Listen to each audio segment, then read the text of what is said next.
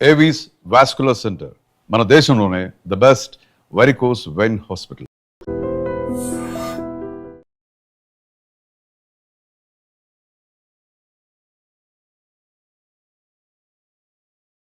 Hi నమస్తే, welcome to IT media. నేను మీ రొద్దం శ్రీనివాస్. ఇవాల్టి మన గెస్టు తెలంగాణ రాజకీయాల్లో ఎవరికి పరిచయం చేయనవసరం లేని వ్యక్తి కన్నెబోయిన రాజయ్య యాదవ్ గారు. కన్నెబోయిన రాజయ్య యాదవ్ గారు అనే కంటే కూడా కేసీఆర్కు ఒకప్పటి అత్యంత ఆప్త మిత్రుడు, అనుచరుడు. తెలంగాణ ఉద్యమంలో మొదటి తరం ఆయనతో పాటు చేసిన చాలామందిలో రాజయ్య గారు కూడా చాలా ప్రముఖులు. రాజయ్య గారు మనతో ఉన్నారు. నమస్తే రాజయ్య గారు. రాజయ్య గారు, మీలాగా కరుడుగట్టిన తెలంగాణ ఉద్యమవాదులు బీజేపీ లాంటి పార్టీలో, అంటే సిద్ధాంతానికి వైరుధ్యమైనటువంటి బీజేపీ పార్టీలోకి ఎందుకు చేరాల్సి వచ్చింది? అంటే నేను మొదటి నుంచి బీజేపీలో ఉన్నా. అవునా? నేను మొదటి నుంచి ఎమర్జెన్సీకి వ్యతిరేకంగా పనిచేసిన. దాని తర్వాత జనతా పార్టీ, 80లో బీజేపీ పార్టీ, 80లో నేను 80 తర్వాత నేను ఉమ్మడి వరంగల్ జిల్లాకు ఆల్ ఇండియా అధ్యక్షుడు అద్వాని గారు ఉన్నప్పుడు నేను ఉమ్మడి వరంగల్ జిల్లాకు అధ్యక్షుడు ఉంటుంది. రామరథ యాత్ర కానీ జనాదేశ యాత్ర కానీ ఈ రెండు యాత్రల్లో చురుగ్గా పాల్గొన్న కార్యకర్తని. ఓకే, భావజాలం మీకు ముందు నుంచి ఉంది? మొదటి నుంచి ఉంది. ఓకే. అయితే తెలంగాణ ఇస్తామని ఇవ్వకపోవడం వలన ఒక ఓటు రెండు రాష్ట్రాలు అనేటువంటి కాకినాడ తీర్మానం పోతే మిగతా 3 రాష్ట్రాలు ఇచ్చినాడు, 4వ రాష్ట్రంగా ఇవ్వనందుకు దానికోసం తెలంగాణ తెలంగాణ భావజాలం, తెలంగాణ యొక్క గోస, తెలంగాణ 1000 సంవత్సరాల బానిసత్వం, 78 ఏళ్ళ స్వాతంత్రంలో పడ్డ కష్టాలు, వీటి కోసం తెలంగాణ అంశం కోసం ఒక 20 ఏళ్ళు కేసీఆర్తో కలిసి పనిచేసాం. 20 ఏళ్ళు చాలా పెద్ద ప్రయాణం. పెద్ద ప్రయాణం, జీవితంలో చాలా పెద్ద టైం. కరెక్ట్, విలువైన టైం కూడా. విలువైన టైం. పిల్లలకు సంపాదించుకునేటువంటి వేళ ఏమీ సంపాదించుకోకుండా కేసీఆర్తో ప్రయాణం చేసినాం. కేసీఆర్తో ప్రయాణంలో వచ్చింది ఏంది, పోగొట్టుకున్నది ఏంటంటే వచ్చింది ఉన్నది. ఏమొచ్చిందా? చిన్నప్పుడే మా తండ్రిని పోగొట్టుకున్నా, నేను తల్లిని పోగొట్టుకున్నా, చెల్లెని పోగొట్టుకున్నా, తమ్ముని పోగొట్టుకున్నా.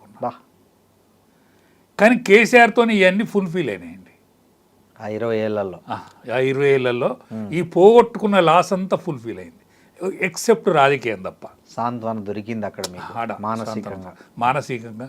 ఆయన చాలా అఫెక్షన్ ఉన్న వ్యక్తి, చాలా ప్రేమతో పలకరించే వ్యక్తి, రాజన్న అని నోరార పిలిచిన వ్యక్తి. ఆయన బుక్క తిన్నప్పుడు నేను బుక్క తిన్నా. ఆయనతో పాటు జర్నీ జరిగింది 20 ఏళ్ళు. కానీ ఆయనకి ఎందుకో ఏ ఆలోచన వచ్చిందో, లేకపోతే నాకు విధిలిఖితమే లేదో, కానీ నాకు రాజకీయంగా ఆయన అవకాశం ఇస్తానని ఇవ్వలేదు. పార్లమెంటుకు నిలబెడతా అన్నాడు, విజయశాంతి నిలబెట్టిండు. నన్ను అడిగిండు, నాకంటే విజయశాంతి మెరుగా నేనే చెప్పిన. గ్రేట్ కదా. నాకంటే విజయశాంతి మెరుగు. ఆమె తల్లి తెలంగాణ పార్టీ పెట్టింది, విలీనం చేసింది. ఆమె రాములమ్మ అనుకుంటే ఆమె ఎక్కడ పుట్టిందో ఏడ పెరిగిందో, కానీ ఆమె నిజంగానే ఎవరు దత్తలేడు. కానీ ఆ తుపాకి ఆమె కొడితే అందరూ పడిపోతాను, శత్రువులందరూ అని అనుకుంటాను. మన పిల్లలందరూ ఇట్లున్నారన్న. మరి నాకంటే విజయశాంతే బెటర్ అంటే టికెట్ ఇచ్చాడు. నేను 8.5 సంవత్సరాలు మెదక్ ఇన్ఛార్జ్. టీఆర్ఎస్ మెదక్ ఇన్ఛార్జ్. కేసీఆర్ ముఖ్యమంత్రి అయినాడు కూడా నేను మెదక్ ఇన్ఛార్జ్, ప్లస్ ఆయన కాన్స్టిట్యున్సీ ఇన్ఛార్జ్. గజ్వేల్ కాన్స్టిట్యున్సీ ఆయన ఇన్ఛార్జ్ నేనే చూసిన. అంటే ఇంక ఎంత సన్నిహితులు ఉండాలి మీరు? చాలా సాన్నిధ్యం, చాలా సాన్నిధ్యం. సరే, దాని తర్వాత కూడా నన్ను చైర్మన్ చేసిండు. వద్దంటే చైర్మన్ చేసిండు. అన్నా వద్దన్నా, ఎందుకంటే నేను అది కొట్లాడి తెచ్చిన.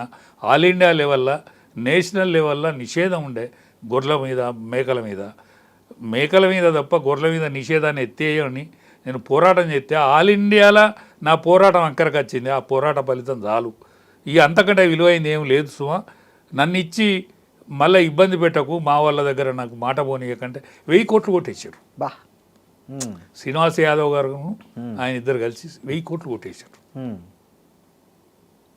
నా భుజం మీద తుపాకి పెట్టి గొల్ల కుర్మలను కాల్చేశారు. అది నాకు బాధకరం. దాని తర్వాత పార్లమెంట్ పోమన్నాడు, దాని తర్వాత రాజ్యసభ ఇస్తా అన్నాడు. కృతజ్ఞత సభ పెట్టిన నేనే పెట్టిన. ఓ తెల్లారే వరకు బడుగు లింగన్నకి ఇచ్చాడు. ఉమ్. లింగన్న యాదవే, అవును. లింగన్న యాదవే, కానీ ఆ పార్టీ కాదు, మా పార్టీ కాదు ఆయన. Correct. నన్ను అడిగేది చిన్న పదవి ఇప్పి అన్న, నాకు చిన్న పదవి ఇప్పి అని తిరిగేది. ఎవడు బడుగులు లింగయ్య. బడుగు లింగన్న, ఉమ్. కేసీఆర్ నీకు దగ్గర అన్న, ఒక చిన్న పదవి ఇప్పి అని తిరిగేది. ఉమ్. మరి ఏం పుట్టిందో ఏం కథో ఆయనకు అది ఇచ్చిండు. ఉమ్. ఇచ్చినాక కూడా నాకు ఎమ్మెల్సీ ఇస్తా అన్నాడు. ఉమ్. నేను వద్దంటే చైర్మన్ ఇచ్చిండు. ఉమ్. సరే ఈ అంటే విధంగా మీకు ఏమి తెలియకుండానే ఆ గొర్రెల మేక పంపకాలన్నీ అన్నీ జరిగినాయి. సంతకాలు కూడా మీరు పెట్టలే. సంతకాలంటే ఓన్లీ చైర్మన్కు ఒక తీర్మానం చేసే అధికారం ఉన్నది, కానీ తతిమ అధికారం అంతా ఎండిదే. ఓకే.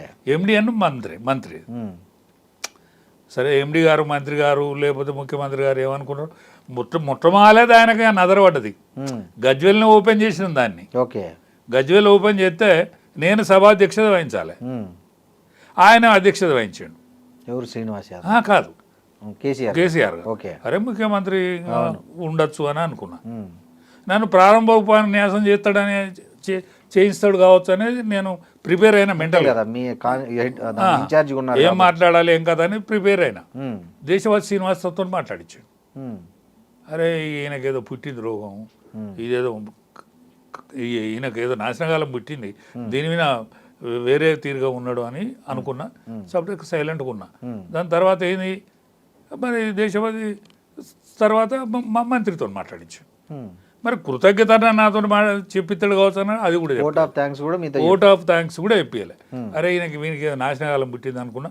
మళ్ళీ తర్వాత కలిసినప్పుడు ఏందన్నా నువ్వు గట్లెందుకు చేసినావు, నాకు అడిగే చనువు ఉండే. ఉందిలే, ఎందుకంటే అన్నేళ్ళు ఏందన్నా నువ్వు గట్లెందుకు చేసినావు, అరే మా వాళ్ళకి చెక్కులు ఇవ్వాలి, నువ్వు గొర్రెలు ఇచ్చి ఎక్కడి నుంచో గొర్రెలను కొనిస్తే మాత్రం అవి తారుమారు అవుతాయి, చచ్చిపోతాయి, మా వాళ్ళు నిజాతి పరులు, చెక్కులు ఇవ్వాలని నేను లొల్లి పెట్టుకుంటే చెక్కులు ఇవ్వాలి. ఇక అట్లా నాశనం అయిపోయింది.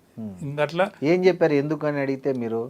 అంటే నేను అడిగితే ఏమంటే లేదన్నా నువ్వు వేరే రాష్ట్రాల నుంచి తెచ్చుకోవాలి, లేకపోతే ఇక్కడ గొర్రెలే ఇక్కడనే తిరుమరలు అయితే వేరే రాష్ట్రాల నుంచి తేవాలంటే అవే తిరిగినాయి, అవే చచ్చిపోయినాయి. చాలా గొర్రెలు నాశనం అయిపోయినాయి. అంటే ఈ దేశపతి శ్రీనివాస్ గారు ఎలా దగ్గర అయ్యారు కేసీఆర్? అంటే దేశపతి గారు తెలంగాణ మూమెంట్లో చాలా బ్రహ్మాండంగా పనిచేసిన వ్యక్తి. ఆయనే పాటలు పాడేది, అవును, స్పీచ్లు కూడా రాసిచ్చేది, ఉపన్యాసకుడు, కవి రచయిత. చాలా కష్టపడ్డాం లేండి. నేను శ్రీనివాస్ గారు నేను 10,000 బహిరంగ సభలు అటెండ్ చేసినట్టే. చిన్న అయిపోయింది, 150 మందితో మొదలుకుంటే 150,000 మంది, 2 లక్షల మంది అటువంటి బహిరంగ సభలు నేను అటెండ్ చేసినంత కేసీఆర్ గారు అటెండ్ చేయడం. ఎందుకంటే ఆయన మీరు ముందంతా గ్రౌండ్ ప్రిపేర్ చేస్తే ఆయన లాస్ట్లో వచ్చి మేము భద్రాచలం 7 మండలాల విషయం అయితేంది, అనేక విషయాలలో తిరిగినామండి. చనువిచ్చిండు, మాకు అవకాశం ఇచ్చిండు, లీడర్షిప్. నేను ఇవాళ 10 మందిలా తిరుగుతానా, 10 మంది నన్ను దగ్గర తీస్తాను, ఏదన్నా ఒక పెళ్ళికి పోయినా పేరంటానికి పోయినా నాతోనే సెల్ఫీలు దిగుతారు. ఇవన్నీ దానికి కారణం ఏంటంటే కేసీఆర్ గారు పుణ్యం, చలువే. మీరు అడిగారు, ఆయన అట్లా చెప్పారు, తర్వాత మీరు సంతృప్తి చెందలేదా? నేను సంతృప్తి చెందలేదు. నేను ప్రతిదానికి పంచాయతీ పెట్టుకునేది ఆయనతోటి, ప్రతిదానికి కూడా. ఓకే. ఇప్పుడు ఈ రాజ్యసభ మెంబర్లను పంపాడు, ఎవడు మన పార్టీ కాదు, అవును, ఎవడు టీఆర్ఎస్ కాదు, ఎవడు ఉద్యమాలు పనిచేసిండు వాళ్ళు. నేను రాజ్యసభ మెంబర్లను పంపినప్పుడల్లా పంచాయతీ పెట్టుకునేది కేసీఆర్ తోటి. ఎవరు అచ్చా మనకు కనీసం తెలంగాణ ఇస్తానప్పుడు సపోర్ట్ చేసిందని చెప్పు, తెలంగాణ ఇస్తానని సపోర్ట్ చేసిందని చెప్తే నేను ఒప్పుకుంటా. నన్ను పంపకు, అవును, కానీ వాళ్ళని ఎందుకు పంపుతాను? ఉద్యమకారులు అనేక మంది ఉన్నారు కదా. అవును. ఇప్పుడు ప్రకాష్ రావు, మా ప్రకాష్ గారు ఉండేది, అవును, ప్రకాష్, అవును, ప్రకాష్ని ఎందుకు పంపవు, మత్స్యనాచారిని ఎందుకు పంపవు? అనేక మంది ఉన్నారు, కరెక్ట్, ఉద్యమకారులు అనేక మంది ఉన్నారు. కోదండరాముని ఎందుకు పంపవు అంటే వినకపోయేది.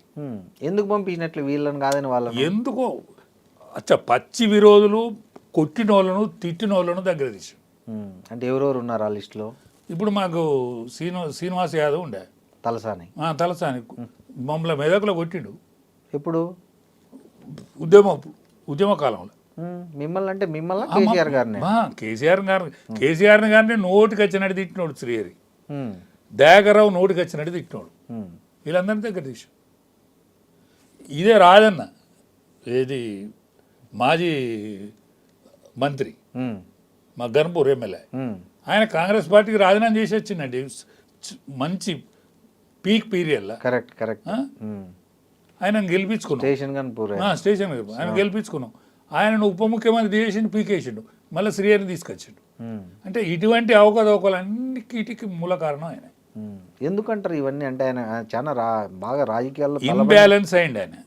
ఎప్పుడు సంతానం ముఠమాలు ఏమన్నాడు, నేను తొలి ముఖ్యమంత్రిని బడుగు మన దళితునే చేస్తా. నేను అనకన్నా అట్లా ఏ కాలం ఎట్లా వచ్చేది తెలియదు అనకు. నిన్ను అనుమానం అంటలేరు కదా జనం అడగలేదు. అడగంది ఎందుకంటావు? నువ్వు ఇటువంటి మాటలు మాట్లాడకు. మాట్లాడితే నిలబెట్టుకునేది మాట్లాడు. నువ్వు ఇటువంటి తప్పుడు పోతుంది అన్న, ఇది మంచిగా కాదు సుమా. లేదు నేను కాపలా కుక్కనే మీతో వాదించేవాడు.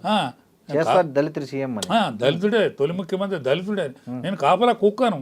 నా కుటుంబం ఎవ్వరు రారు, ఎంటర్ కారు. హరీష్ విషయంలో మేము అందరం కూడా సపోర్ట్ చేసేది. ఎందుకంటే హరీష్ మాకంటే పావులెత్తు ఎక్కువ పని చేసాడు. అవును. కానీ ఎవ్వరు కేటీఆర్, ఎవ్వరు కవితమ్మ ఉద్యమ కాలంలో మమ్మల్ని తిట్టిండ్లు. మమ్మల్ని ఇట్లా బతకనే బుద్ధి అయితే లేదా మీకు? మా నాన్నని ఎందుకు పట్టుకపోతాను, మా డాడీని ఉద్యమాలకు ఎందుకు వచ్చినట్టు అని తిట్టిన వాళ్ళను మళ్ళీ పట్టుకొచ్చాడు. అప్పటి నుంచే నాచిన కాలం సురువైంది. సో మళ్ళీ మీరు రాజీనామా చేసి పార్టీ వదిలేటప్పుడు మిమ్మల్ని ఏం మళ్ళీ మాట్లాడలేదా? ఎందుకు నాతో వినోద్ గారు మాట్లాడిండు, మా ఎంపీ వినోద్ గారు. రాజయ్య గారు మీరు బాగా కష్టపడ్డారు, పార్టీకి ఏనలేని సర్వీస్ చేశారు, మీరు పోకూడదు అది అంటే, లేదు సార్ నాకు మనసు విసిగెత్తింది. ఎందుకంటే మళ్ళీ అందరినీ ఉద్యమ కాలంలో ఇజ్జత్ తీసిన వాళ్ళు, కొట్టిన వాళ్ళను, తిట్టిన వాళ్ళను వీళ్ళందరినీ తీసుకొచ్చి ఈడల రాజేందర్ 100 ఎకరాలు అమ్ముకున్నాడు, 100 ఎకరాల భూమి అమ్ముకున్నాడు ఉద్యమం కోసం. అటువంటి వాడిని నిలగొట్టే ఈడల రాజేందర్కు 3 రోజులు నేను ఆపోజిట్ ప్రచారం చేస్తే మా యాదవులు వచ్చి అన్న మీరు పెద్ద ఉండద్దు ఇక్కడ పనిచేయద్దు అని అంటే నేను వెళ్ళొచ్చాను. వెళ్ళొచ్చి రాజేంద్ర ఫోన్ చేసి అన్న నువ్వు గెలుతావే, ఎందుకంటే నేను వెళ్ళిపోతానా, మా వాళ్ళు అందరూ వెళ్ళకూడదు అంటే జనంలో రివోల్ట్ వచ్చింది, మీ వైపు ఉన్నారు అని వచ్చినాం. ఆ రాజేంద్రన్న కోరిక మేరకే నేను మళ్ళా ఏ పార్టీకి పోవద్దు అనుకున్నా. రాజేంద్ర అన్నయ్య నాకు పెద్ద దిక్కువలు ఉంటామన్నా, పార్టీలకు రావాలని అంటే బీజేపీలో పోయినా. నాకేందంటే చివరి తనక మొదట పనిచేసినాం, చివరికి ఆ కండువా కప్పుకొని చచ్చిపోవాలనే కాంక్ష. కాదు, ఇప్పుడు మీరు బీజేపీలో చేరారు, మిమ్మల్ని ఎందుకు సస్పెండ్ చేయాల్సి వచ్చింది పార్టీకి? ఒకటేనండి, నాది కూడా కొంచెం ఓవర్ టాక్ చేసిన నేను అనేక విషయాలు మాట్లాడినా. అంటే ఇదివరకు బీజేపీ నాయకులను ఎవ్వరు కూడా మాట్లాడని విషయాలు వాటి జోలికి పోయినా నేను. అవి నిజాలే, అవి నిజాలే, మీరు మాట్లాడింది నిజాలే. మీరు పబ్లిక్ లో మాట్లాడడం కరెక్ట్ కాదు, నిజాలే. ఎందుకంటే వెంకయ్య నాయుడు పురుషార్థుడు చేయబట్టి మాత్రమే నేను ఇప్పటికంటాను. వెంకయ్య నాయుడిని మాత్రం నేను మిగతా వాళ్ళందరికీ సారీ చెప్తా, కానీ వెంకయ్య నాయుడుకి మాత్రం సారీ చెప్తా. మీకు ఆయనకు నాకు విభేదం ఏమి లేదు, కానీ ఒక అత్యున్నత స్థాయికి ఎదిగి బీజేపీ వాళ్ళన్న ఒక అత్యున్నత స్థాయికి ఎదిగి జంగారెడ్డి గారు పోటీ చేస్తే ఏడ్చిండండి వెంకయ్య నాయుడు గారు. ఆల్ ఇండియా ఇప్పుడు ఆయన ఆల్ ఇండియా అధ్యక్షుడు అయింది కదా, ఇక్కడ మన స్టేట్ అధ్యక్షునికి మన జంగారెడ్డి గారు పోటీ చేస్తే ఏడ్చిండు. ఏదైతే నేను విడ్రా చేసుకుంటాను. జంగారెడ్డిని ఏం కాకుండా చూసిండండి చివరి తనక. అందుకనే నేను విడ్రా ఇప్పటి వరకు నేను వెంకయ్య నాయుడు మీద మాత్రం ఆయన విడ్రా చేసుకుంటలేను. ఆయన చేయబట్టే తెలంగాణ రాలేదు, ఆయన చేయబట్టే 1200 మంది ప్రాణాలు పోయినాయి, ఆయన చేయబట్టే కేసీఆర్ కుటుంబం ఈ ఉద్యమం వచ్చింది. మిగతా ఈ పార్టీ అధ్యక్షుల్ని ఎందుకు విమర్శించారు మీరు? నేను అధ్యక్షుడిని విమర్శించింది పొరపాటని నేను అదే అంటే ఏ సందర్భంలో ఎందుకు విమర్శించాల్సి వచ్చింది? మీరు వెంకయ్య నాయుడు మాట ఎందుకు వింటాను అని నేను అన్నా.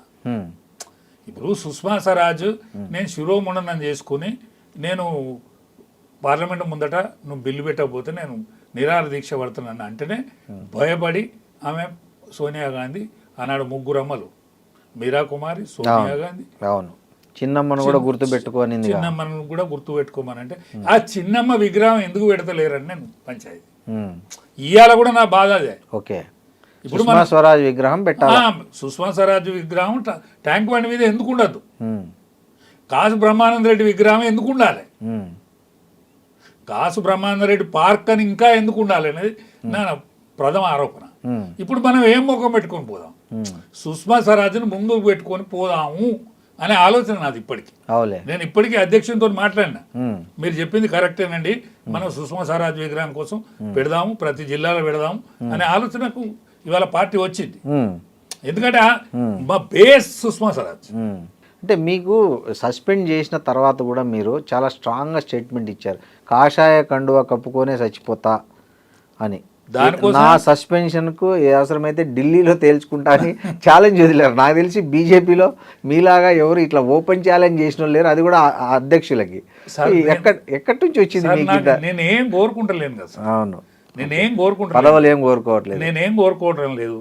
నేను 17 ఏళ్ళ వయసు నాది, ఇవాళ నేను 70 దాటినా. నేనేం కోరుకుంటాను? నేను కండువా కప్పుకొని చచ్చిపోతాను నేను కోరుకుంటూ కరెక్ట్ అయితే కరెక్టే అని అనుకుంటాను నేను. అదేలే, అందుకని నన్ను క్షమించాలని అనుకుంటాను పార్టీ. ఓకే, నా నిస్వార్థంగా ఈ ఆలోచన విధానానికి కట్టుబడి ఉన్నాను కాబట్టి క్షమించిందని అనుకుంటాను నేను పార్టీ. ఓకే, సో ఇప్పుడు సస్పెన్షన్ ఎత్తేసినట్టే? ఎత్తివేసిందండి. ఓకే, మీకు అఫిషియల్ కూడా లెటర్ ఇచ్చారు, వచ్చింది. ఓకే, ఇది గ్రూపుల మధ్యలో మీరు బలయ్యారా లేదా మిమ్మల్ని వాడుకొని? లేదండి, గ్రూపులు ప్రతి పార్టీల గ్రూపులు సహజం అండి, ప్రతి పార్టీలో కూడా గ్రూపులు సహజం. అవును, కానీ ఉమ్మడిగా సెంట్రల్ ఏదైతే నిర్ణయం తీసుకుంటుందో ఆ నిర్ణయానికి పార్టీ కట్టుబడి ఉంటుంది. సెంట్రల్లో ఏ నిర్ణయం అయితే జరుగుతుందో ఆ నిర్ణయానికి కట్టుబడి ఉంటుంది పార్టీ ఎప్పుడైనా. అవును, సో ఇంకా మీ భవిష్యత్ అంతా బీజేపీతోనే? నా భవిష్యత్ అంతా నేను పోయే వరకు అంతేనా? నా కడ వరకు. ఓకే, సో మళ్ళీ నేనేం కోరుకుంటలేనండి, తెలంగాణకు ఒక బీసీ ముఖ్యమంత్రి కావాలి. బడుగు బలహీన వర్గాలు అనేక సంవత్సరాల 1000 సంవత్సరాల బానిసత్వం, 78 ఏళ్ళ స్వాతంత్రంలో బడుగు బలహీన వర్గ అద్దుల తెలంగాణ ఏర్పడ్డది కానీ హక్కుల తెలంగాణ ఏర్పడలేదు. హక్కుల తెలంగాణ కూడా రావాలనేది నా ఆలోచన. కానీ పార్టీ అధ్యక్షులంతా వేరే వాళ్ళు ఉంటారు. అంటే రాజ్నాథ్ సింగ్ అధ్యక్షుడు ఉన్నప్పుడు మాత్రమే, రాజ్నాథ్ సింగ్ గారు అధ్యక్షుడు ఉన్నప్పుడు మాత్రమే నరేంద్ర మోడీ గారి ప్రపోజల్ రాజ్నాథ్ సింగ్ నోటితో జరిగింది. అవును, ఇవాళ మా రామచంద్రరావు గారి నోటితోటి జరుగుతుందని నేను అనుకుంటాను. ఓకే, మా రామచంద్రరావు గారు విజ్ఞుడు, అనేక మందితో అటాచ్మెంట్ ఉన్నాడు, కేంద్రంలో అనేక పరిచయాలు ఉన్నాడు, ఏబీవీలో బాగా కష్టపడ్డాడు, దెబ్బలు పడ్డాడు, దెబ్బలు కొట్టినోడు. ఉస్మానియాలో రక్తం ఏరులై పారినప్పుడు కూడా రామచంద్రరావు గారు నిలబడ్డాడు. అందుకని రామచంద్రరావు గారి జమాన్లో ఒక బీసీ ముఖ్యమంత్రి ఈ రాష్ట్రానికి అవుతాడని నా ఆకాంక్ష. అలా బీసీలు అంటే చాలా కాంపిటీషన్ ఉందేమో బీజేపీలో, చాలా మంది ఉండనియండి. ఎవరైనా ఒక బీసీ అవుతాడు కదా. అంతేనా? ఎవరైనా ఒక బీసీ అవుతాడు. మీరు అనుకుంటున్న బీసీ గారేమో కాకపోనియండి, అంతేనా? బీసీ అయితే సరిపోతుంది అంతే.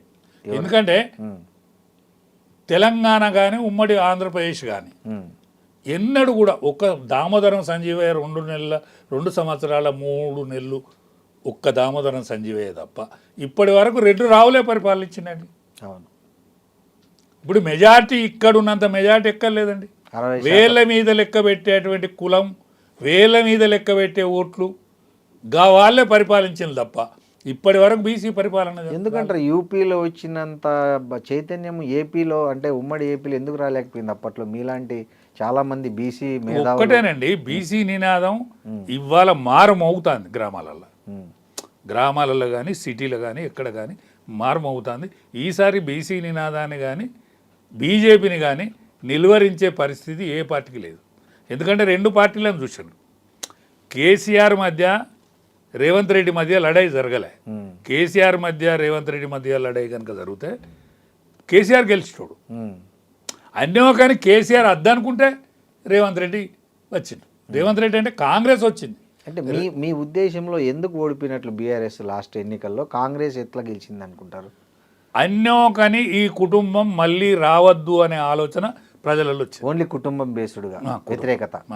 కానీ కేసీఆర్ పాలసీలు కానీ సంక్షేమ పథకాలు కానీ కాదు. ఎందుకంటే కేసీఆర్ పాలసీలలో మంచిగా ఉన్నదండి. నీళ్ళు వచ్చినాయి, కరెంట్ వచ్చింది, కొంత నియామకాలు కూడా జరిగినాయి. నీళ్ళు ఎన్ని నీళ్ళండి విపరీతమైన కానీ అవినీతి ఆరోపణలు కూడా అట్లే ఉన్నాయి వచ్చాయి. ఉన్నాయి. దానిపైన విచారణ జరగాల్సిందే, విచారణ జరగాల్సిందే. కానీ నీళ్ళు ఇంత విపరీతంగా ఏమన్నా రాలేదండి. నీకు హైదరాబాద్కి ఎన్ని నీళ్ళండి? అవును హైదరాబాద్ మంజీరా పోను, ఇవాళ మల్లన్న సాగర్తో నీళ్లు తాగుతాను. అవును ఇప్పుడు యావత్ భారతావనిలో నీకు హైదరాబాద్ ఉన్న వాల్యూ ఎవరికి ఉన్నదండి? లేదు. ఇంత నీటి వసతి ఎవరికి ఉన్నది? ఇప్పుడు నెక్స్ట్ టార్గెట్ హైదరాబాద్ మహానగరం ఆల్ ఇండియాలో డెవలప్ అయ్యే నగరంలో నెంబర్ 1 ఉంటుందండి. ఎందుకు ఉంటుందంటే ఢిల్లీలో జాగా అయిపోయింది, అవును ఢిల్లీలో జాగా అయిపోయింది, అవును తమిళనాడులో జాగా అయిపోయింది, జాగా అయిపోయింది, ముంబైలో అయిపోయింది అని. బాంబేలో అయిపోయింది. అవును ఆర్థిక రాజధానే కావచ్చు కానీ బాంబేలో జాగలేదు. నాగపూర్లో భూమి ఉన్నది కానీ ప్రాచుర్యం లేదు, కరెక్ట్. ప్రాచుర్యం లేదు. బెంగళూరు ఐటీ హబ్గా అవును ఉన్నది కానీ గదే కావేరి నది పంచుకోవాలని నీళ్ళు ఇద్దరు. అవును మనం ఇక్కడ నుంచి కలకత్తా నగరానికి ఇదివరకు ఉన్నట్లు ప్రాచుర్యం లేదు, ఇప్పుడు వస్తుంది కావచ్చు వైభవం, మళ్ళీ వస్తే ఇప్పుడు రావాలి. కాబట్టి హైదరాబాదుకు ఒక ఐటీ హబ్గా కానీ ఒక విపరీతమైన లక్షలాది ఎకరాల భూమి ఉన్నది, రింగ్ రోడ్లు వస్తున్నాయి. కాబట్టి హైదరాబాద్కు భవిష్యత్తు ఉన్నది. ఇటువంటి హైదరాబాద్ను బీజేపీ వదులుకోదు. దక్షిణాదిలో ఏకైకగా మిగిలింది ఈ తమిళనాడు. ఇప్పుడు కర్ణాటక అయితే ఇదివరకు పరిపాలించింది, హిమాచల్ ప్రదేశ్ వస్తుంది. తప్పకుండా ఈ తెలంగాణ వచ్చేటువంటి అవకాశం ఉన్నది. కాబట్టి ఇది తప్పకుండా. ఇప్పుడు కాంగ్రెస్లో ఒక ప్రచారం చేస్తున్నారు, అంటే నెక్స్ట్ ఎన్నికల్లో బీఆర్ఎస్ బీజేపీ కలిసి పోటీ చేస్తాయి, పొత్తుంటుంది అని. ఒక్కటే నాకున్న ఐడియా కూడా బీఆర్ఎస్కు నాయకత్వం ఉన్నదండి. బీఆర్ఎస్కు మాకు ఏ మాట కా మాట మాట్లాడుకోవాలి, అవును నాయకత్వం ఉన్నది. అవును కానీ ఓటర్ లేడు. పోతే వీళ్ళు ఏంది ఇప్పుడు వాళ్ళు ఎక్కడ సభలు పెట్టినా యువకులు, యువతరం లేదు. ఓకే మిడిలిస్టే ఉన్నారు, మిడిల్లే ఉన్నారు వాళ్ళకు. ఎందుకంటే ఆనాడు యువకులుగా ఉద్యమంతో పనిచేసిన వాళ్ళు నా ఏజ్ గ్రూప్ అయిందండి. నాకంటే చిన్నోళ్ళు ఉన్నారు, 70 దాటిండ్రు, లేకపోతే 40 దాటిండ్రు. ఒకని పెళ్ళని చచ్చిపోయింది, ఒకనికి పక్షవాతం వచ్చింది, ఒకనికి బిడ్డ పెళ్లి కాలేదు, ఇంకోని బిడ్డ పెళ్ళి అయితే ఇడిచిపెట్టిండు. నానా రకాల బాధలలో ఉన్నారండి. కానీ సెకండ్ లీడర్ వాళ్ళకు ఉన్నాడు. ఆ సెకండ్ లీడర్ ఎప్పుడైనా లీడరు ఒడ్డుకుపోతాడు, దరిగట్టుకున్నదాన్ని పట్టుకుంటాడు.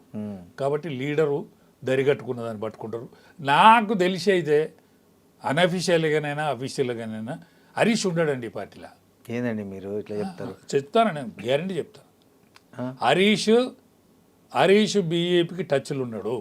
ఆయన వైపు నేను సచ్చే వరకు బీఆర్ఎస్ అంటే మా మామ. రాజకీయ నాయకులు అట్లే అంటారు. అంతేనా? మీరు ఒక బీజేపీ నాయకుడిగా ఉండి రాజకీయ నాయకులు అట్లే అంటారు. చివరి దానిక మాట్లాడేది ఒక మాట మాట్లాడతాడు. జార్జ్ ఫెర్నాండెజ్ అవిశ్వాసానికి వ్యతిరేకంగా మాట్లాడిండు. ఇప్పుడు హరీష్ రావు గారికి జార్జ్ ఫెర్నాండెజ్ అవును అవును ఆనాడు అవిశ్వాసానికి వ్యతిరేకంగా మాట్లాడి తెల్లారి అవిశ్వాసానికి అనుకూలంగా ఓటేసిండు. ఇప్పుడు నాయకుడు హరీష్ కావాలి వాళ్ళకు. కేటీఆర్ ఇవ్వాలండి. ఇది రాజ్యమా? ఇదేమన్నా రాజకుటుంబమా? ప్రజాస్వామ్యమా? రాజకుటుంబమా? అసలు టీఆర్ఎస్ నీదా? టీఆర్ఎస్ ఉద్యమకారులది. డప్పు కొట్టినోడు, డోలు కొట్టినోడు, దెబ్బలు పడ్డోడు, పాట పాడినోడు, జెండా కట్టినోడు, వీళ్ళందరూ కలితే కదా ఉద్యమకారులు. ఇప్పుడు బడిపంతులు సబ్బండ జాతులు అందరు కలిస్తే నీకు టీఆర్ఎస్ అది. అందుకనే అది ఆయన తెలివిగా ఇక టీఆర్ఎస్ని దీన్ని ఖతం చేయాలి, బొందబెట్టాలని దాన్ని బీఆర్ఎస్ చేస్తే బీఆర్ఎస్ ఆయనను బొందబెట్టింది. బీఆర్ఎస్ అనేది ఆయన పొందబెట్టింది. ఇప్పుడు మీరు చెప్పిన స్టేట్మెంట్ ఇప్పుడు చాలా మంది రూమర్లు ఉన్నది, మీరు మళ్ళీ ఆన్ రికార్డ్ చెప్తున్నారు. నేను ఆన్ రికార్డ్ చెప్తానా? రేపు రాబోయే రిజల్ట్ గిట్లే ఉంటుంది. రాబోయే రోజులల్లో ఇది మీరు చూస్తారు కళ్ళ. ఎందుకు ఏం అవసరం హరీష్ రావు గారికి బీజేపీతో టచ్లో ఉండాల్సిన అవసరం లేకపోతే ఆయన రాజకీయ జీవితాన్ని అయితే క్లోజ్ చేసుకోడు కదా. టీఆర్ఎస్ కానీ అది బీఆర్ఎస్ కానీ అది క్లోజే. ఇప్పుడు ఎగ్జాంపుల్, అరే నీకు నీ బిడ్డే కాంతలేదు నీ పార్టీని, నిన్నెవడు చూతురా? నీ బిడ్డే ఇటలేదు నీకు, ఇంకెవరు చూస్తారు? కరెక్టే. కానీ ఇప్పుడు నేను ఒకటి అండి, ఇప్పుడు ఆయన సీఎం అవుతాడా బీజేపీలోకి వస్తే హరీష్ రావు గారు? కారు. మరి ఎందుకు వస్తాడు? ఆయన లీడర్షిప్ని కాపాడుకోవాలి, ఆయన లీడర్గా ఆయన- ఎమర్జెన్సీ కాపాడు. ఆయన ఇక్కడ ప్రముఖ లీడరు, ఆయన మంత్రి. ప్రముఖ లీడరే కానీ ఓడిపోయే లీడర్ అవుతాడు. ఓడిపోతాడా? సిద్దిపేటలో ఓడిపోతాడు, ఏందండి ఓటమి ఎరుగని సిద్ధమిల నాయకుల్లో హరీష్ రావు గారు సిద్దిపేటలో ఓడిపోతాడు. కేసీఆర్ ఓడిపోతాడు అనుకున్నారా అండి? అది కామారెడ్డిలో ఓడిపోయిందిలే కానీ సిద్దిపేట ఇప్పుడు ఎప్పుడైనా కేసీఆర్ ఓటమిని ఎరుగుతాడు, ఓటమి వస్తుంది అని హరీష్ రావు గారి మీద గెలిచే మగాడు ఏ పార్టీలో ఉన్నాడు అంటారు మీరు సిద్దిపేటలో? బీజేపీలో ఉంటాడు. ఎవరండి బీజేపీ? మళ్ళీ బీజేపీలో ఉంటాడు. ఒక పోరాడు వెళ్తాడండి, ఒక పొలగాడు వెళ్తాడు. అంటే కామరాజు ఆర్డర్ను 20 ఆనాడు ఓటు వచ్చిన పిల్లగాడు గెలిపించండి, ఎంపీ అయ్యిండు కామరాజు ఆర్డర్. అవునులే, ఆయన పెద్ద కాంగ్రెస్ లో స్టాల్వార్డ్. స్టాల్వార్డ్. అవును స్టాల్వార్డ్. అవును. ఎందుకంటే ఉమ్. రోజు అట్లే ఉంటుందండి. కాదండి ఇప్పుడు ఇక్కడ ఇది చూడండి ఇప్పుడు తగిన నిర్ణయాలు తగిన సమయంలో తీసుకోనోడు ఎవడైనా కరెక్ట్. ఇప్పుడు అంటే బీజేపీ వ్యక్తి, ఒక సాధారణ బీజేపీ వ్యక్తి చేతిలో ఓడిపోయిన హరీష్ రావు మళ్ళీ బీజేపీలో చేరుతాడంటారా? నేనేమంటానంటే ఒకవేళ ఆయన చేరతాడా చేరడా ఆయన ఇష్టం. ఉమ్. చేరకుండా ఆయన రాజకీయ జీవితం క్లోజ్. చేరితే చేరితే ఒక ఏలుగు ఉంటుంది, ఉమ్. లేకపోతే క్లోజ్. నెక్స్ట్ భారత రాజకీయాలలో రాబోయే శకం తెలంగాణలో బీజేపీ శకం అండి. ఇవాళ అన్ని ఎన్నికల ప్రచారం జరిగిన తర్వాత ప్రధానమంత్రి గారు వచ్చిండ్రు, రాజ్నాథ్ సింగ్ గారు వచ్చిపోయినారు. ఇవాళ ఆల్ ఇండియా అధ్యక్షుడు ఇవాళ హైదరాబాద్లో 2 రోజులు మకాం ఎత్తాడు, వరంగల్లో 1 రోజు ఉంటాడు. అంటే ఇప్పటి నుంచి ఎన్నికలు అయ్యే వరకు ప్రతి ఒక గొప్ప నాయకుడు కానీ ప్రతి కేంద్ర కేబినెట్ మంత్రి కానీ వస్తారు.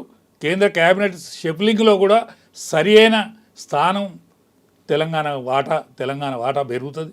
కాదు రజయ్ గారు, నాకు ఒక డౌట్ వస్తుంది. ఇప్పుడు కవిత గారేమో, కల్వకుంట్ల కవిత గారేమో హరీష్ రావు, రేవంత్ రెడ్డి ఇద్దరు ఒకరే టచ్లో ఉన్నారు, ఫ్లైట్లో కలుసుకొని అన్నీ మాట్లాడుకుంటారు అని ఆమె అంటది.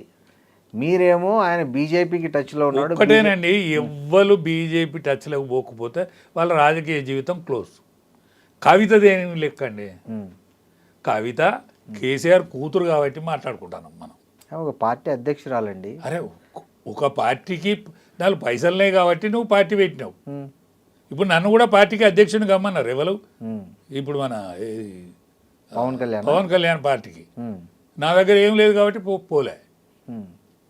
నా దగ్గర పైసలు లేవు కాబట్టి నేను పోతే పెద్ద నాయకుని, నేను ఉమ్.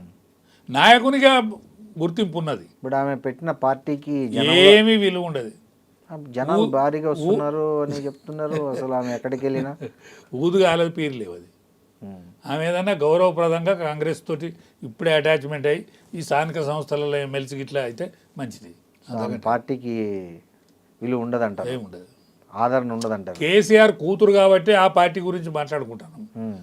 మీలాంటి వాళ్ళు ఫోకస్ ఇస్తాను, ఉమ్. ఇంకెవరైనా ఫోకస్ ఇస్తాడు, పత్రిక వాళ్ళైనా ఎవరైనా. కేసీఆర్ బిడ్డ కాబట్టి. ఇప్పుడు ఆమె ఎందుకు బయటకు వచ్చిందంటారు? ఇప్పుడు ఆమె అన్ని రోజులు అట్లుండి నాకు తెలిసి ఏంటంటే కేసీఆర్ ఆస్తి మనవని పేరు మీద కోడల పేరు మీద రాసిచ్చిందండి. అంటే కేటీఆర్ గారి భార్య కొడుకు పేరు మీద. ఉమ్. ఇద్దరి పేరు మీద రాసిచ్చినాకనే అందులో ముఖ్యమైన వాళ్ళు నాకు ఎప్పటికీ సమాచారం చెప్తారు. ఉమ్. ఎందుకంటే అనేక సంవత్సరాలు కలిసి ఉన్నాం కదా. ఉమ్. ఉమ్. సో వాళ్ళ పేరు మీద రాసిచ్చినందుకు ఈమె కోపం వచ్చిందంటారా? అంతే. ఆ లెటర్ అదే, ఆ. వాళ్ళ అమ్మకి ఇచ్చిన లెటర్ అదే. ఏమని? నాదేదో తేల్చుండనే ఆమె అమెరికా పోయింది, ఉమ్. తేల్చలేదు కాబట్టి అమెరికా నుంచి రాగానే దయ్యాలు ఉన్నాయి ఆ పార్టీలో అని చెప్పింది. ఆస్తి గొడవ తప్ప అస్తిత్వం గొడవ కాదు. ఆమెకి ఏం తక్కువైందండి? ఉమ్. ఆమె కేసీఆర్ గారు బతుకున్నట్లు ఆస్తులు పంపకాలు చేసేసారనే మీరు చెప్పేది? అయిపోయింది. ఎందుకు, ఏమంత అత్యవసరం వచ్చింది? ఇక గట్లే ఉంటుంది. ఇదంతా పాపం సొమ్ము, ఎవరి నిమ్మలంగా ఉండనిది. ఉమ్. కేసీఆర్ నిమ్మలంగా ఉండనిది, ఆ మిగతా సొమ్ము తిన్నోని ఎవరిని నిమ్మలంగా ఉండనిది. కవిత కూడా నిమ్మలంగా ఉండదు. ఉమ్. ఎవరు చరిత్రలో యావత్ భారతావనిలో ఇటువంటి అవినీతి సొమ్ము ఎవరైనా నిద్రపట్టనిచ్చిందా? అటల్ బిహారీ వాజ్పేయి గారు ఎంత చరిత్రాత్మకమైండు. ఇప్పుడున్న ప్రధానమంత్రులలో చూడండి, మీరు చూడండి, ఉమ్. ఆల్ ఇండియాలో జరిగిన పరిణామాలన్నీ చూడండి. ప్రజల సొమ్ము ఉచితార్థంగా తిన్నోడు ఎవడు నిమ్మలంగా చావాలి. సో అయితే బీఆర్ఎస్ బీజేపీ పొత్తు అనేది ఉండదంటారు? ఉండదు. కానీ హరీష్ రావు బీజేపీలోకి వస్తాడంటారు. అవకాశం ఉన్నది. అంటే గెలిచి వస్తాడా లేకపోతే గెలవకుండా? ఒక్కటేనండి, నేనేమంటానంటే హరీష్ రావు రాకపోతే హరీష్ రావు అనుచర వర్గం ఎవ్వడు ఉండడండి.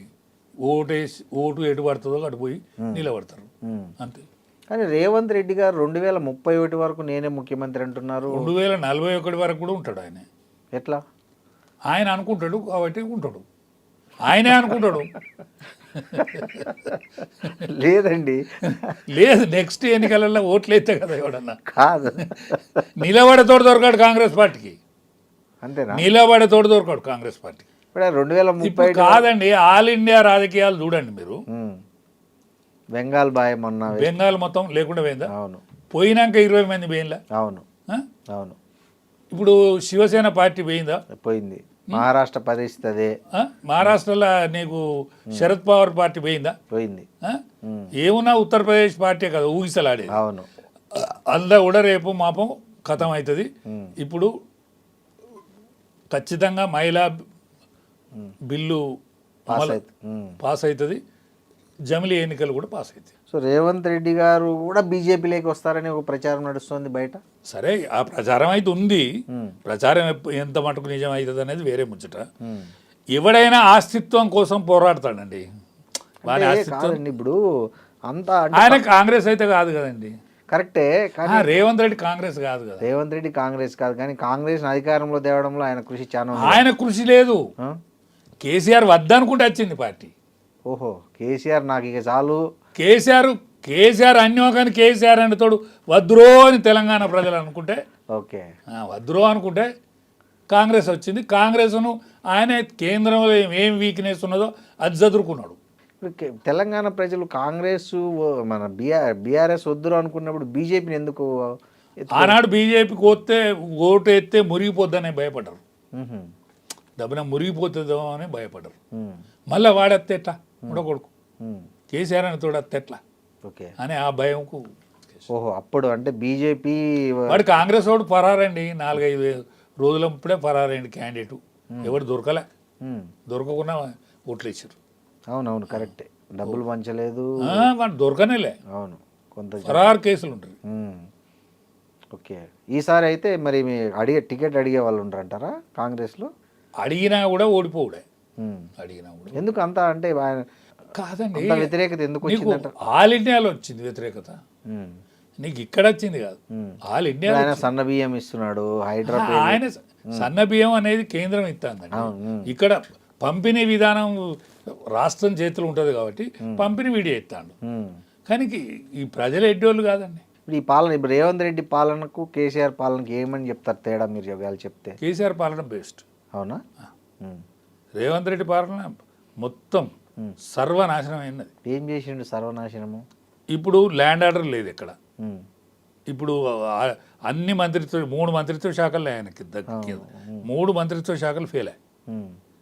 ఇప్పుడు 8వ తరగతి చదివినను కూడా ఎక్కాలత్తలేవు. ఆ పరిస్థితి ఉన్నది. సో దానికి రేవంత్ రెడ్డి బాధ్యత అంటారు, అంతే కదా. విద్యాశాఖ మంత్రి నువ్వు బాధ్యత వహించద్దా? నీకు హోమ్ మినిస్టర్ ల్యాండ్ ఆర్డర్ బాగానే ఉంది కదా, అంటే పోలీసు వాళ్ళ చేతులున్నది బతుకు. పోలీసు వాళ్ళు కొట్టి పైసలు తీసుకుంటాను. ఎవరిని? జనాన్ని. నేను ఒక స్టేట్మెంట్ ఇస్తే 10 లక్షల రూపాయలు ఆగినాయి. నేను ఒక మీ దగ్గర మీ అసలు వీడియోలో మాట్లాడినా. అంటే ఎక్కడ, ఏ పోలీసులు? మా దామెర పోలీస్ స్టేషన్ ఉండే. ఎవడో ఒక జీతగాడు చచ్చిపోయాడు. జీతగాడు చచ్చిపోతే వాడిని ఆసామిని కొట్టి 10 లక్షలు రాయించుకున్నారు కేసు పోలీసులు. నేను సోషల్ మీడియాలో మాట్లాడితే ఆగిందండి. సో ఇప్పుడు మొత్తం పోలీస్ దందా నడుస్తుంది. ఒక్కటే కాదు, నేను అంతటి తిరుగుతా కదా. అవును, అందరితో తెలంగాణలో అందరితో సంబంధాలు లేదు. అందరి ఫోన్లు కొట్టినా కూడా కట్టినా. సో ఇప్పుడు రేవంత్ రెడ్డి మీద వ్యతిరేకత వచ్చింది, బీఆర్ఎస్కి అనుకూలంగా మారుతుంది కదా మామూలుగా అయితే. ఎంత మాత్రం మారదు, ఎందుకంటే బీఆర్ఎస్ పార్టీని చూసింది ఇది వరకు 10 ఏళ్ళు చూసింది. ఇప్పుడు వాళ్ళు చెప్పేది ఏంటంటే కేసీఆర్ నయం చాలా రేవంత్ రెడ్డి పాలన కంటే అని అనుకుంటున్నారని. వాళ్ళ ఏం అనుమానం లేదు. కేసీఆర్కును రేవంత్ రెడ్డికి లెక్క పెట్టినప్పుడు కేసీఆర్ నయం. ఓకే, కానీ ఆల్ ఇండియా లెవెల్ను ఈ 2 పార్టీలను చూసిన లెవెల్ చూస్తే అన్నో కానీ ఈసారి మనం బీజేపీని గెలిపించాలనేది ప్రజలలో వచ్చిందండి. తెలంగాణ ప్రజలలో వచ్చింది. యువతరం అందులో యువతరం అంతా మొన్న అక్కడికి వచ్చి పార్టీ వ్యతిరేకంగా ధర్నా చేశారు జనతా కాక్రోచ్ పార్టీ అంతా హైదరాబాద్. అదే అదొక మీడియాల పన్నాగం. ఓకే. నేను చెప్పొద్దా, మీకు తెలియని ఉన్నాయి కానీ దాంట్లో. మీరే అన్నారు రేవంత్ రెడ్డిని ఎదుర్కోవడానికి కేసీఆర్ బీజేపీతో చేతులు కలపాలని చూస్తున్నారని. తప్పు లేదు. ఆయన గౌరవమైన ముగింపు కావాలంటే కలిపి రేవుకు తెచ్చుకోవాలి ఆయన, లేకపోతే రేవు తప్పుతాడు. ఇప్పుడు మరి బీఆర్ఎస్ బీజేపీ కలిస్తే మరి ముఖ్యమంత్రి కేసీఆర్ అవుతాడు కానీ కేసీఆర్ ఎందుకు అవుతాడండి?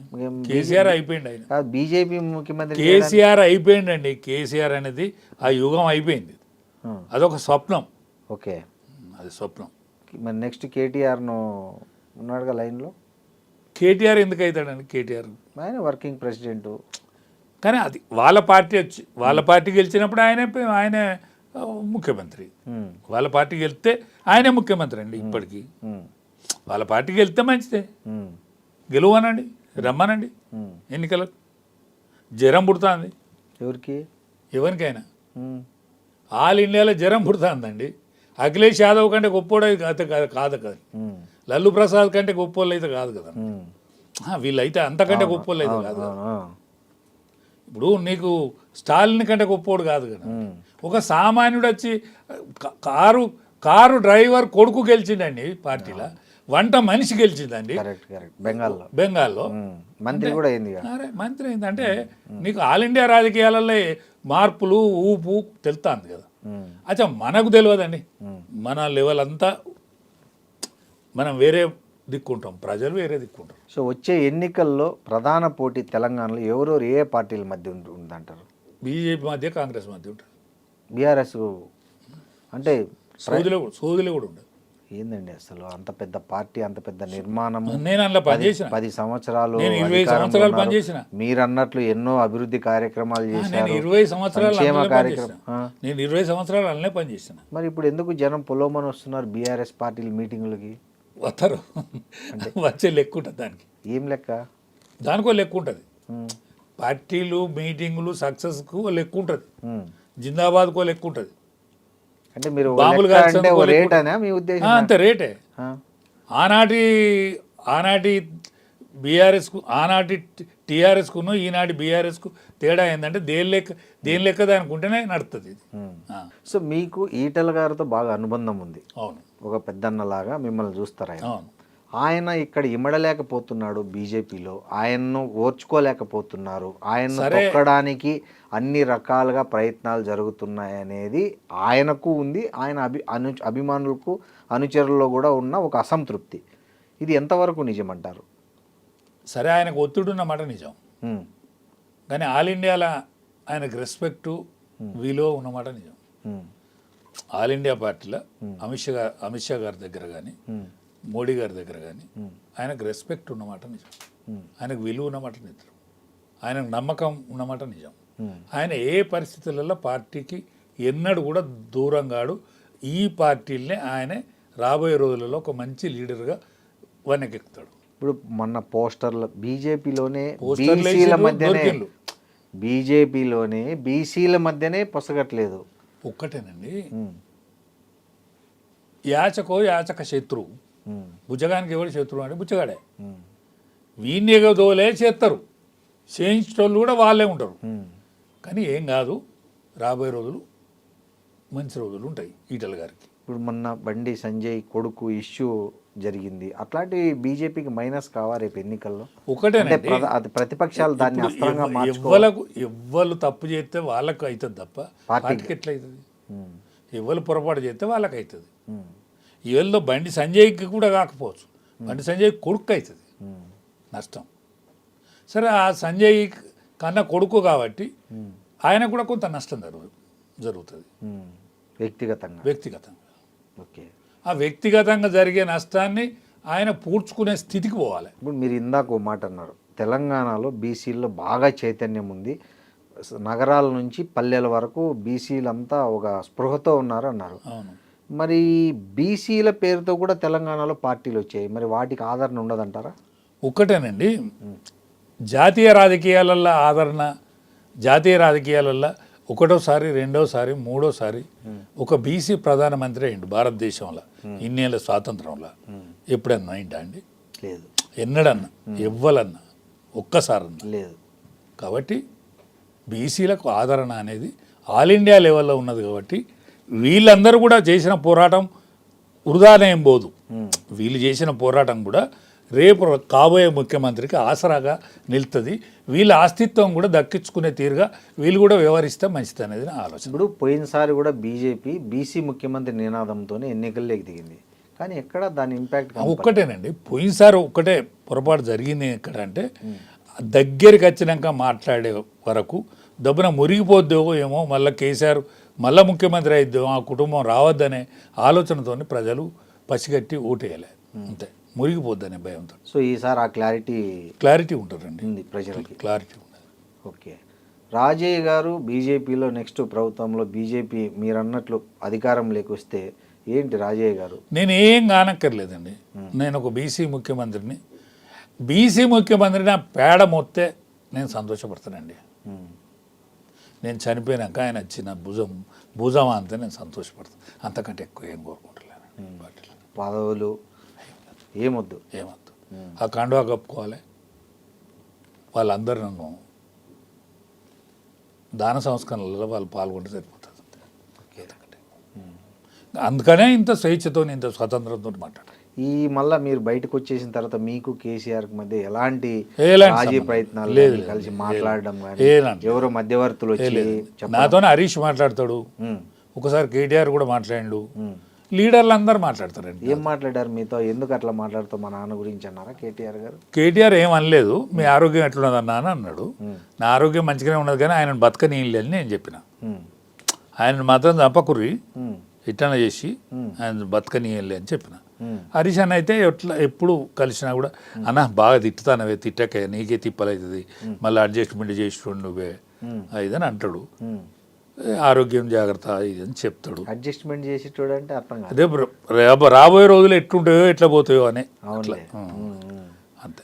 మీ మంచి కోరి మీ వెల్ విషర్గా, నా వెల్ విషర్గా మళ్ళీ నువ్వు నీకే తిప్పలు అవుతుంది ఇదంతా అడ్జస్ట్మెంట్ చేయడం. నువ్వు అందరు వెల్ విషరు, నువ్వు ఎక్కువ తిట్టకన్నా ఇదని అంటాడు. ఇప్పుడు బీఆర్ఎస్ పవర్ లేక వస్తే ఎవరికి సీఎం అయ్యే అధికారం ఉంది, అర్హత ఉంది? ఒకవేళ ఇప్పుడు బీజేపీ రాక కాంగ్రెస్ అనేది అయితే ఇక రానే రాదు. ఒకవేళ బీఆర్ఎస్ కనుక పదవిలోకి వస్తే హరీష్ రావుకే అవకాశం ఉంటుంది. చేస్తారా ఆయన సీఎంగా? అది ఇంత మాత్రం రాదు. ఒకవేళ అత్తే ఆయనకే అవకాశం ఉంటుంది అంటే. కేటీఆర్ ఏం చేస్తారు అప్పుడు? ఏమీ చేయలేడు. గమ్మున పదవి వదిలేసి సైలెంట్గా ఉంటారు ఆయన. కానీ బీఆర్ఎస్ అనేది ఇక గడిచిపోయిన కాలం. బీఆర్ఎస్కి ఎవడు ఓటేస్తుంది సిద్ధంగా లేడు. సిరిసిల్ల గెలువు అని ఆయన చూద్దాం. మీరు చెప్పేది హరీష్ రావు సిద్దిపేటలో గెలిచలేడు లేడండి. కేటీఆర్ లేదు. వీళ్ళు బీజేపీకి వీళ్ళని తీసుకోరా బీజేపీ ఇష్టం. కానీ వీళ్ళు బీజేపీ జెండా పట్టుకుంటేనే ఇద్దరికి వెళ్తారు ఎవడైనా. సో ఫైనల్గా రాజకీయ భవిష్యత్తు ఎలా ఉంటుంది కవితకి, ఆమె పార్టీకి? కవితకి ఏముండదండి. కవిత ఇప్పుడు కాంగ్రెస్తో అటాచ్ అయ్యి ఏదైనా పదవి తీసుకోవాలి. అంటే మరో షర్మిల లాగా కాంగ్రెస్లో కలిసిపోవాలంటే అంతే. వేరే ఆమెకంటూ ఒక లేదు. ఇప్పుడు తమిళనాడు ఎన్నికల్లో కొత్త వాళ్ళకి అవకాశం ఇచ్చినట్లు ఇక్కడ కూడా ఆమె కొత్త పార్టీ ఏమీ కాదండి. ఊదుగాలది పీరు లేవది. ఆమె సీటుకి వెళ్తే నేను చెవు కోసుకుంటా, మెడ కోసుకుంటా చెప్తాను. ఆమె సీటుకి వెళ్ళాను ఒక్క ఎమ్మెల్యేగా. మనం కవిత గెలిస్తే మీరు మెడ కోసుకుంటాను. మళ్ళీ చూడండి ఆమె అసలే చాలా ఫైర్లో ఉన్నారు. ఏం ఫైర్ కాదు ఆమె ఫైర్. ఇప్పుడు మేము ఇద్దరం ఓటర్లు ఇనాగ్రేషన్కి ఇద్దరం పోతాను. అవునా? సో ఆమె కూడా గెలవదంటారు? గెలవదు, అయిపోయింది ఆమె. థ్యాంక్ యూ రాజయ్య గారు, నమస్తే.